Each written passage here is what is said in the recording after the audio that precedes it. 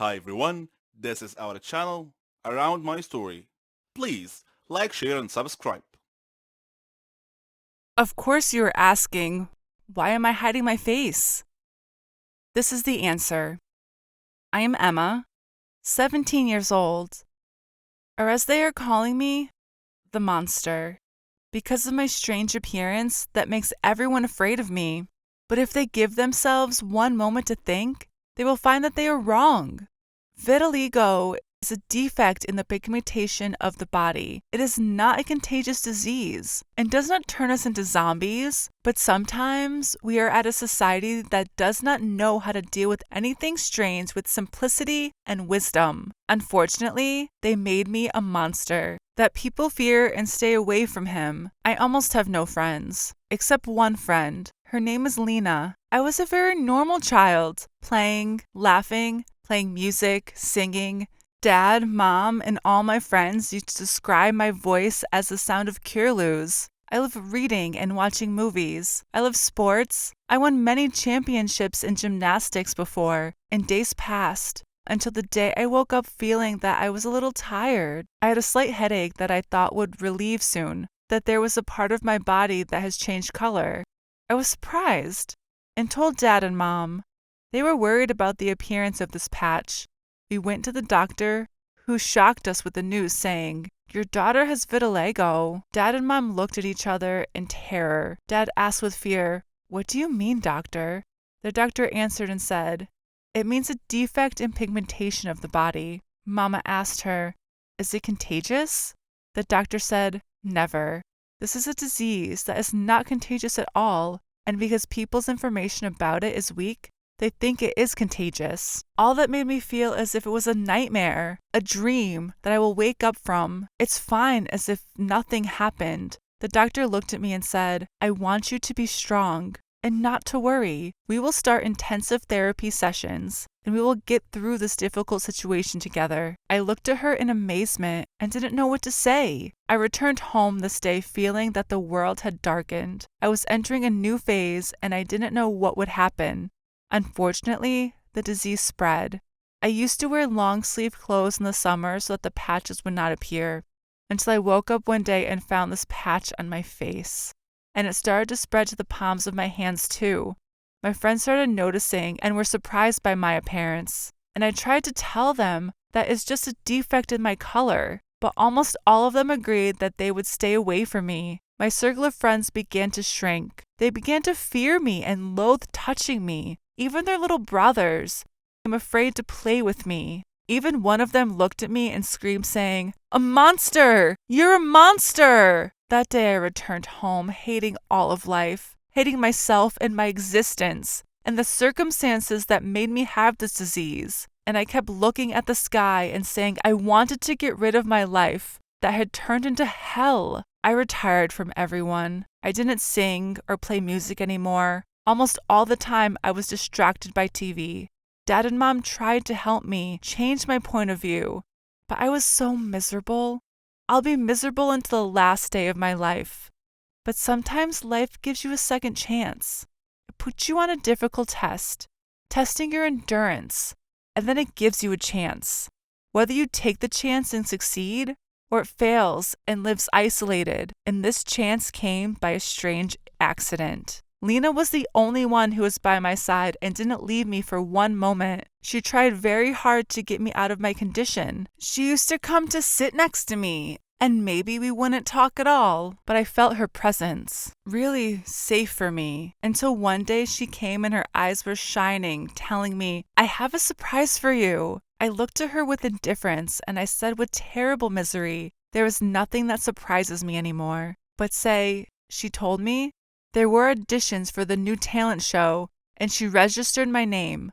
I looked at her and was shocked, and I told her, "Are you crazy, Lena? I almost forgot how to sing." Lena enthusiastically told me, "So that the time has to come to remember it. We must now send a record of your voice, so they can hear it, and if they like your voice, you will participate in the competition." I was refusing. Lena was enthusiastically convincing me. After a lot of persuasion, I surrendered to her enthusiasm and grabbed the mobile. I hesitated at first, but Lena looked at me and made me cheer up and sing. Lena gasped first. I sang and I was amazed how my voice was developed. I sang a sad song and literally every word came out of my heart. Lena shed tears while I was singing, and as soon as I finished, I found her hugging me tightly and telling me, "It's amazing. Your voice became sweeter."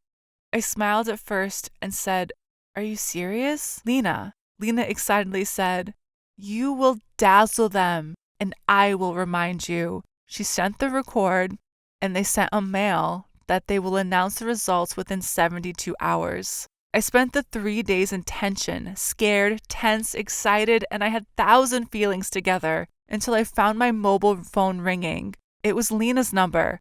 I rushed to it and answered. Her voice wasn't good. She answered saying, "Emma, I have bad news for you.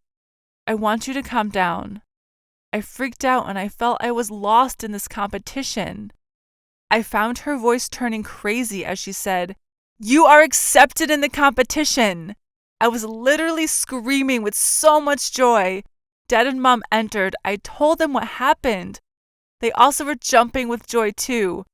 For the first time, I felt that I could do something, change people's.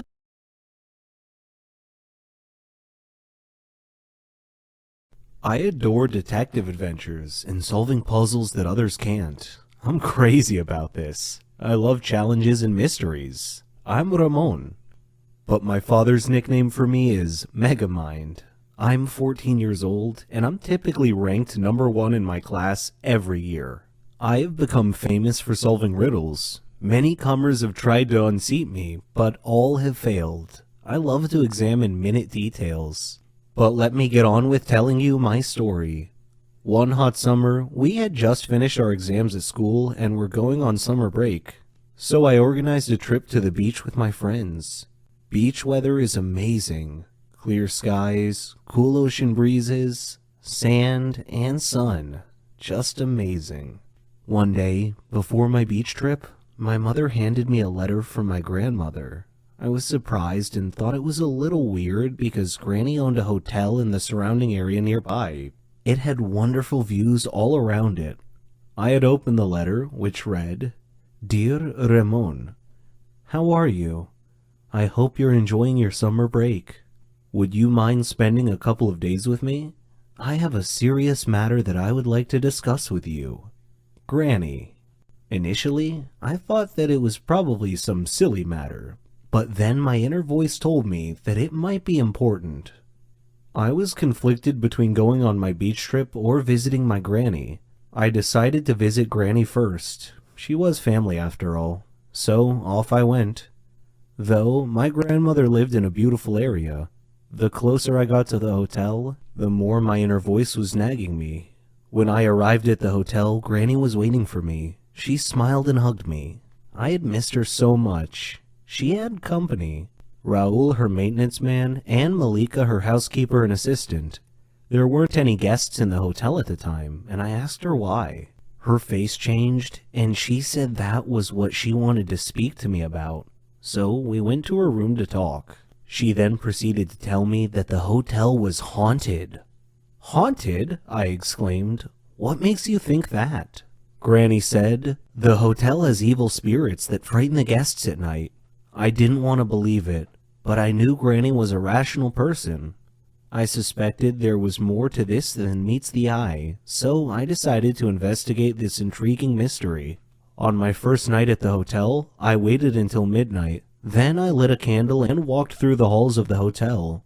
There were photos on the wall, and I could hear whispering and the rustle of the leaves outside. It was a little spooky and unsettling, and made my blood run cold. Suddenly, I heard laughing on both sides of the hotel, and a shadow passed quickly in front of my eyes. Unnerved, I quickly returned to my room, where soon afterwards I heard something scratching on my door. I kept thinking to myself, I am not afraid. I am not afraid. Then the door began opening slowly. I saw a hand on the doorknob. Then the owner of the hand came into view. It was a cloaked, headless man holding a candle. I fainted. The next day, I woke up to find Granny and Malika standing beside me. Granny told me that I had been sleeping a long time.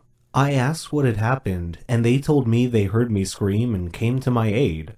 When they found me, I was unconscious on the floor. At that moment, there was a knock on the door. It was Raoul bringing me a drink. That was when I noticed something strange about Raoul's face. It was emotionless. Then I glanced at his hands as I accepted the drink from him. That night, I again walked around the hotel.